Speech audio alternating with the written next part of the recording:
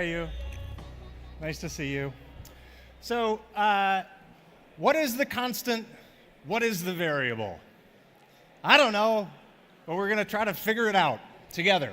So at BuzzFeed, we make about 600 pieces of content a day.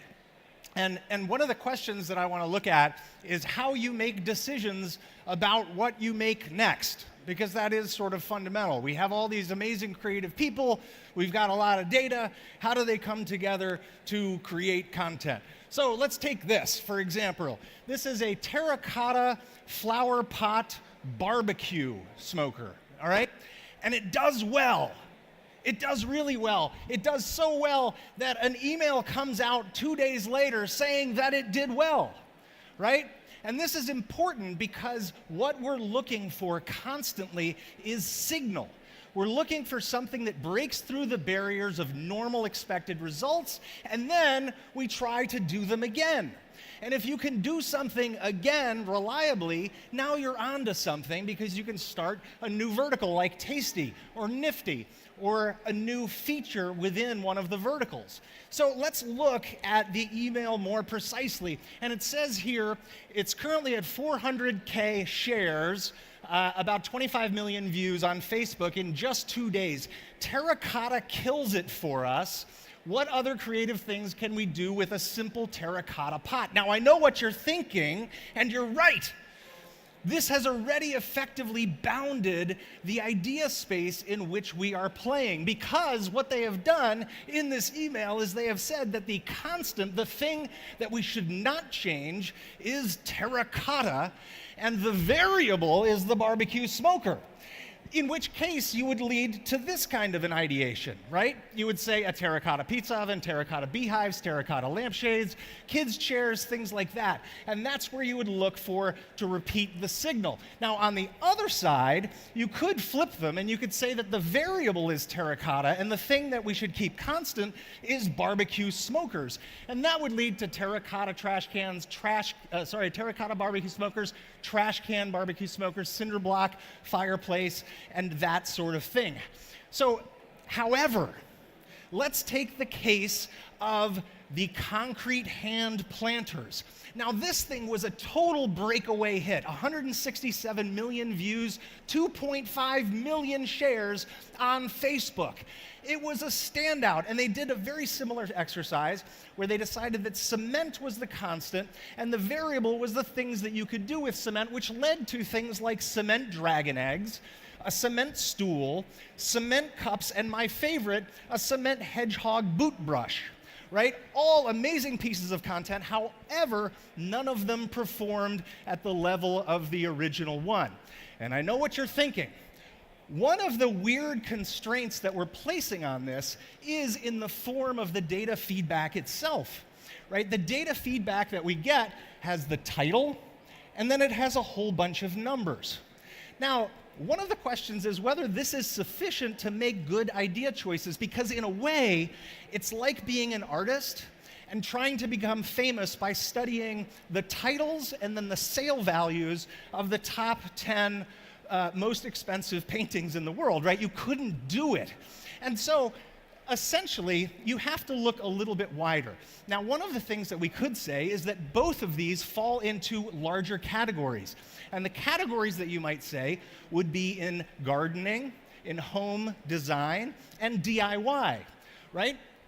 So, in a sense, one of the assumptions that we start to make is that these pieces of content are doing a very specific job for the individual, right? And we might extrapolate that the success of these videos has something to do with their efficiency of doing this job. So to inspire or to teach people how to make these particular objects. Now, the comments, if you look at them, some of them do support this particular kind of thing. If you plan to do this, make sure your U-bolt nuts and washers are stainless steel. Do not use galvanized. This is something that someone said to no one and anyone that would listen at the same time. Later on, somebody had apparently warned people not to put on the flat washers backwards, to which someone said, how can flat washers be backwards in the first place? However, this way of thinking about the value or the usage of content as something that is mediated between the publisher and the consumer of the media doesn't capture everything that's happening. This number, 903,213 shares of that original terracotta smoker barbecue, is interesting because if we assumed that the value is all around educating and inspiring, the sharing logic would be similar. This is something that you should make. However, if you keep on looking at the comments, you start seeing a whole bunch of different things. The first one, for example, represents a massive class of comments where people thought that it was going to be something around smoking marijuana. Hundreds and hundreds of people thought that this particular tutorial was going to be about making a bong. If you look down a few more, you see, even if you think of trying this, so help me God, I will unleash a plague of locusts upon you and sneeze in your hair, and I won't invite you to my birthday party. And it continues. I still want to give you mine, though. I'm never going to use it. It's going to fall apart. This is not a good idea. So this person actually did not like the premise of the content at all, and yet still shared it because it made me think of you. That is actually very, very fundamental. And then the top one, now that's pretty ingenious, low-cost smoker. And then it just goes, you and Ray going to Willow Springs for the race. I may head up on Sunday morning. So completely avoiding the central premise and function of this, which is to teach people how to make something. So one of the questions is, this is a broad category of assumptions that we have around a lot of content, is that the way to measure the value of the content is by looking at the value that the individual gets out of the piece of content at the point of consumption. However, people live in social environments, and content can play a whole bunch of additional jobs that fulfill social functions, not just that individual function. Things like, this explains a part of me. This is who I am. This is what I think. See, I know this. I know this better than you.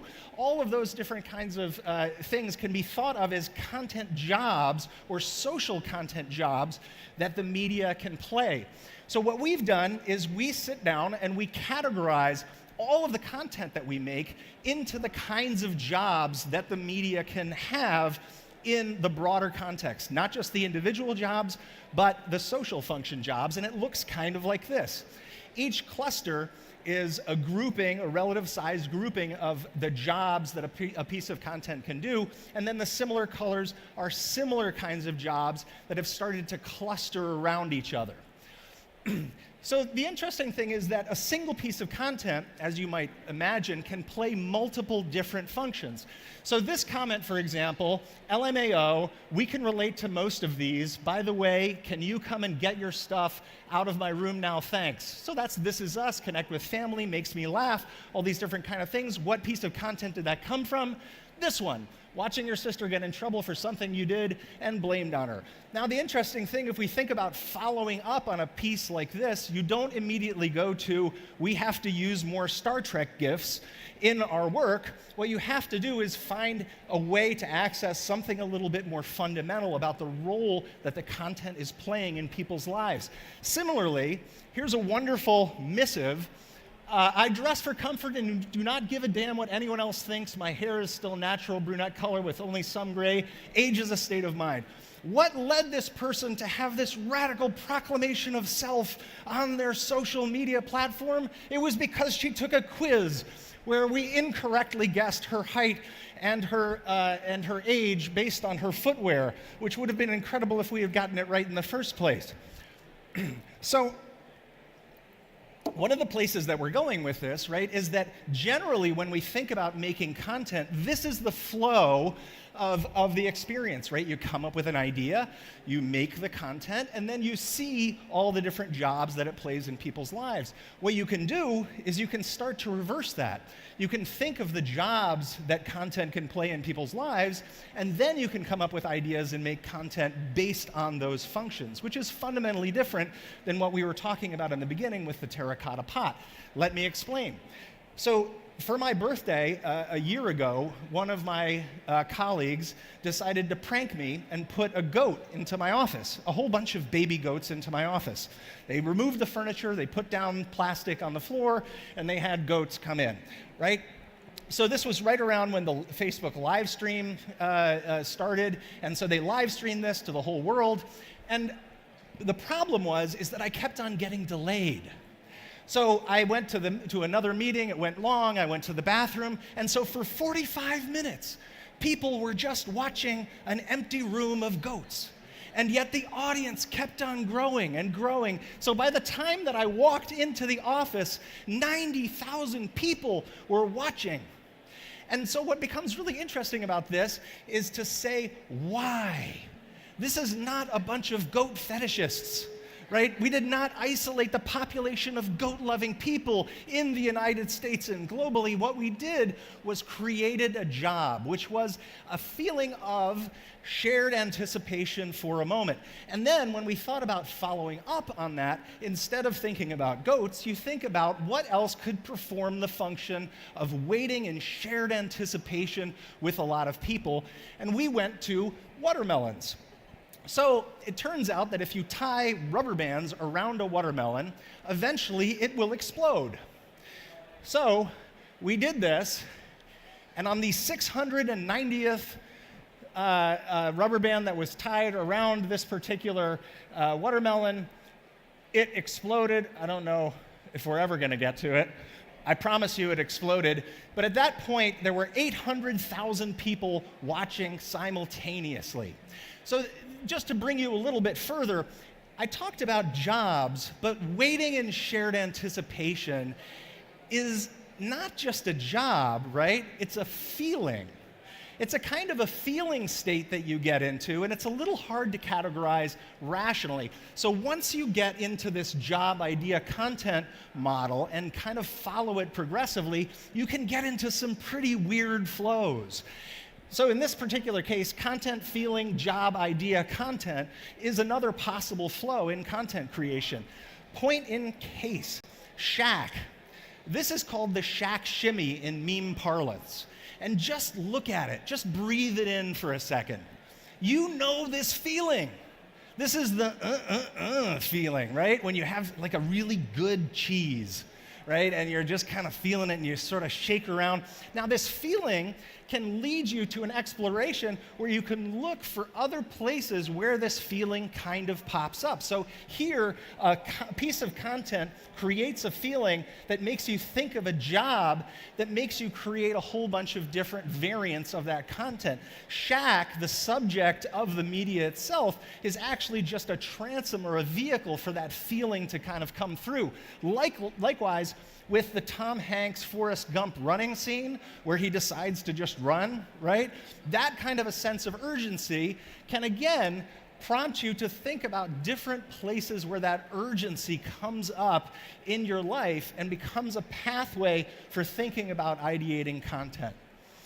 So if we just think about the journey of this particular talk, where we started was someplace very intellectual and very rational. We were talking about data, numbers, titles, ideas. We moved to constants and variables, to individual job functions, to social job functions, and ended up on feelings. And this captures one of the unique and fundamental challenges of working in environments where you have both data and incredibly inspired creative people. They are sometimes like oil and water when one of them takes the dominant position. But ultimately, what we have to do is try to figure out how to connect data to the things that are fundamentally most important in people's lives, which are very, very hard to categorize metadata around if all you're doing is thinking about subject, vertical, demographic. And so coming into the future, one of the things that we have to get better at in creative workspaces is figuring out how humans can teach data to focus in on the things that we actually really care about, and how data can be inspiration rather than discrete guidance for creative people. And if you were wondering, they chose to follow up with the terracotta pizza oven. Thank you so much.